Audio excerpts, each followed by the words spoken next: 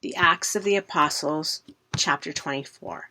5 days later, the high priest Ananias went down to Caesarea with some of the elders and a lawyer named Tertullus, and they brought their charges against Paul before the governor.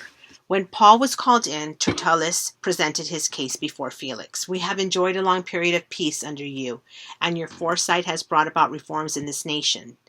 Everywhere and in every way, most excellent Felix, we acknowledge this with profound gratitude, but in order not to weary you further, I would request that you be kind enough to hear us briefly.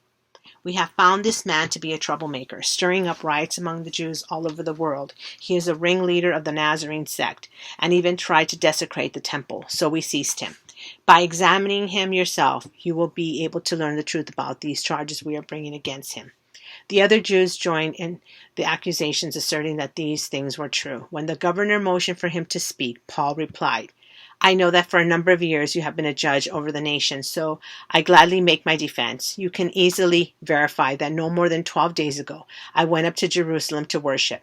My accusers did not find me arguing with anyone at the temple or stirring up a crowd in the synagogue or anywhere else in the city, and they cannot prove to you the charges they are now making against me. However, I admit that I worship the God of our ancestors as a follower of the way, which they call a sect. I believe everything that is in accordance with the law and that is written in the prophets, and I have the same hope in God as these men themselves have, that there will be a resurrection of both the righteous and the wicked. So I strive always to keep my conscience clear before God and man. After an absence of several years, I came to Jerusalem to bring my people gifts for the poor and to present offerings. I was ceremonially clean when they found me in the temple courts doing this. There was no crowd with me, nor was I involved in any disturbance. But there are some Jews from the province of Asia who ought to be here today before you and bring charges if they have anything against me. Or these who are here should state what crime they found in me when I stood before the Sanhedrin. Unless it was one thing I shouted as I stood in their presence.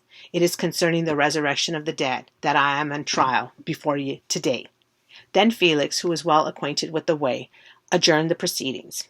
"When Lysias the commander comes," he said, "I will decide your case." He ordered the centurion to keep Paul under guard, but to give him some freedom and permit his friends to take care of his needs. Several days later, Felix came with his wife, Drusilla, who was Jewish. He sent for Paul and listened to him as he spoke about faith in Christ Jesus. As Paul talked about righteousness, self-control, and the judgment to come, Felix was afraid and said, "That's enough for now. You may leave. When I find it convenient, I will send for you." At the same time, he was hoping that Paul would offer him a bribe, so he sent for him frequently and talked with him. When 2 years had passed, Felix was succeeded by Porcius Festus.